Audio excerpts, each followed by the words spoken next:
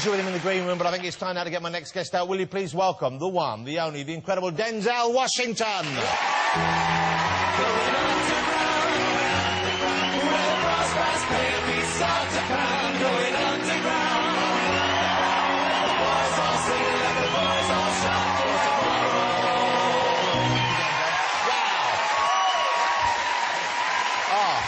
It's a thrill.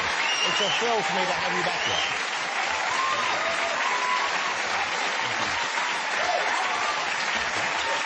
Just get a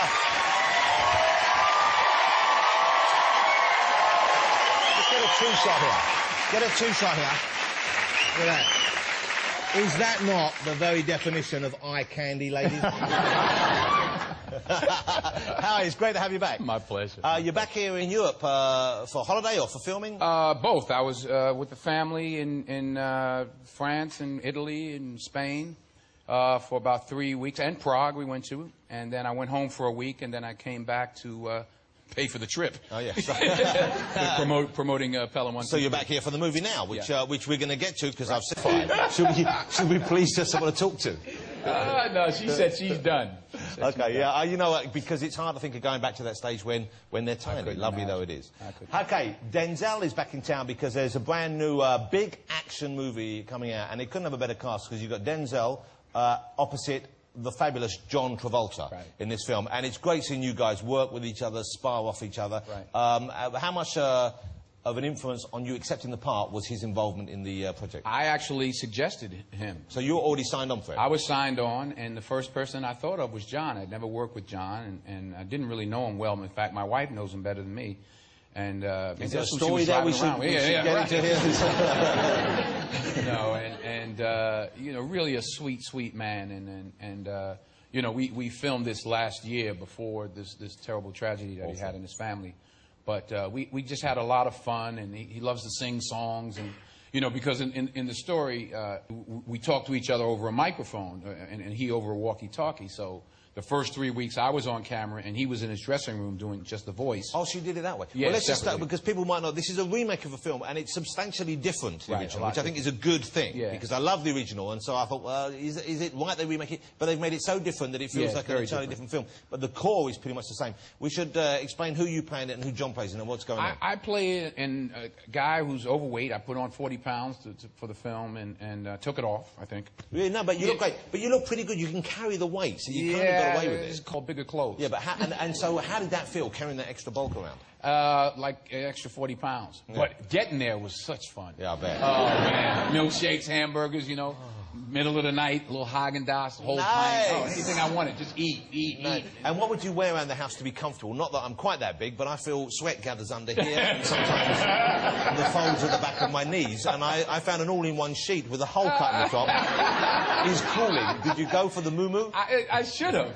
I should have. A poncho, perhaps. A poncho, yeah, a tent. And how did your wife react to you bulking up like this? What did she say about it? She was okay with it. She didn't mind cuddling and I think every wife wants their husband to be plump and, you know, fatten them up. You know, I noticed she doesn't eat. She cooks all this food for me, but she doesn't eat it. Do you think they make you fat so that you won't roam? Take you off the market, yeah. That's what it is. Yeah, I think so. I think there's some, I don't know. What do you think, gents? Is there something to that? Yeah. Ladies? See? They're all blinded by us. We're too glamorous. No, but that's you know, my wife is, she's a traditional, you know, she's a great wife. You know, they say behind every great man is a great woman. Well, my wife's in front of me. I'm following her. She's a great cook, and I remember one time she wanted to hire a chef. I'm like, for who? You ain't cooking for me. Because she's a great cook, and you know, that's a lovely thing for her to hear, I bet. I mean, well, you say, no, we don't need a chef, you're the best cook. No, I'm not eating anybody else's food. That's fantastic. My wife. You're quite, I get the feeling, and I may be wrong, I get the feeling that not necessarily in terms of party politics or group, but you're quite a political person. Quite a connected person, quite an involved person. Well, you know, I'm for trying to make things better. I mean, I look at it like this, you know, I even say it in the movie. You never see a U-Haul behind a hearse. You know, you can't take it with you. Yeah. And be it money, talent, patience, love, whatever your gift is, you can't take it with you. So what are you going to do with it when you're here? Who have you lifted up? Who have you made better? Who have you helped out? Not how much do you have, but what you have. Some people have love, some have patience, some have money, some have fame. Whatever your talent is, and we all have something, help your fellow man. I mean, that's the way I look at it. At the end of the day, none of us are perfect. You know, none of us are angels, but you do the best you can with what you have. That's what a marvelous sentiment. That's very rare. It's a lovely thing.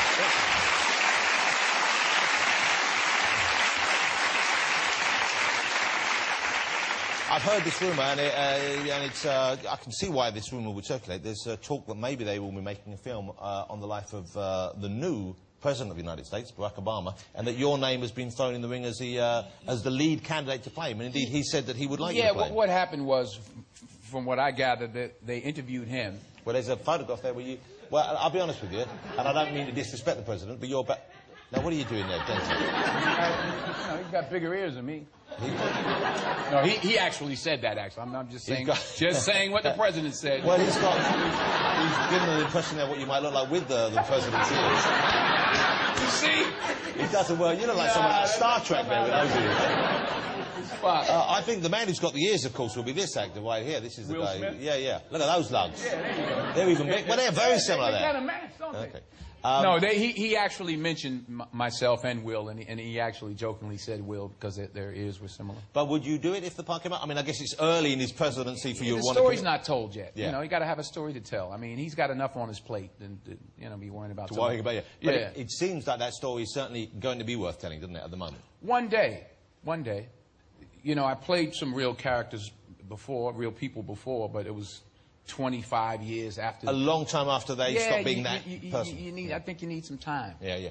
It's an exciting time, though, to be in America, though, isn't it? Every day is an exciting time to me. To be on this side of the grass is exciting. You know what I mean? Just to be on this side of the grass is good. I mean, there's a hopefulness. Yeah. You know, he's pushing the agenda. He's shaking up the cabinet in the House of Representatives and the Senate. He's shaking things up. He's actually said to the rest of the world, hey, we like to talk. Imagine that. There's a novel idea. And he's also saying we're not perfect now, and we weren't perfect, and we've made mistakes, which people didn't acknowledge before, did they? Yeah, you know, I mean, we had a rough 8 years before him. I mean, I give President Bush credit for keeping, or President Cheney, whichever one it was, credit for keeping the country safe, but he kind of isolated us from the rest of the world. I mean, I travel a lot, and it was embarrassing. Have you been to the Oval Office? Have you visited since Barack Obama has become president? I've been invited, but I haven't gone yet because everybody's been bum rushing the place. You know, everybody wants to be there. Oh, we take it. I see every other day somebody else is there. Yeah. He's got enough on his plate. He invited me. I was so honored. He asked me to do two things. They had a big concert at the Lincoln Memorial, and he asked me to open the show, which was like 2 million people or whatever. Yeah.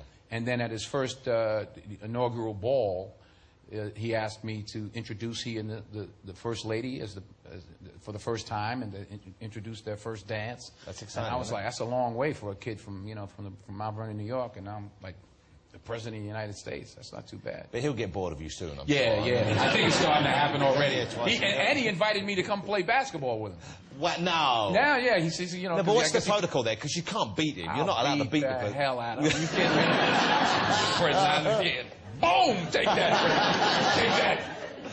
I'll crush him like a grape. Can I ask you, please? You've never worked with Quentin, have you? No, he's never hired me. Quentin? He's never hired me. Quentin, what's the problem with you? What's wrong with you? Why have you not ever written a film for Denzel? What's wrong with you? I haven't been that lucky. Okay. Well, are you going to do one now? It would be my honor, and I'm really not just saying that. I think he is one of the best actors in the world. Although I don't think the Barack Obama story would be safe in your hands. I don't know whether that's the one you want to bring you guys together on that. That's asking for trouble. Oh, man. It's so nice to have you back. Thank you so much for coming on the show. You must come back on if you're in town again. I'd love to have you here again if you wouldn't mind. Ladies and gentlemen, it's a great movie. Go see The Taking of Pelham 1, 2, 3. It's out next Friday if you get the chance. Mr. Denzel Washington. Thank you so much. Terrific fun. Thank you.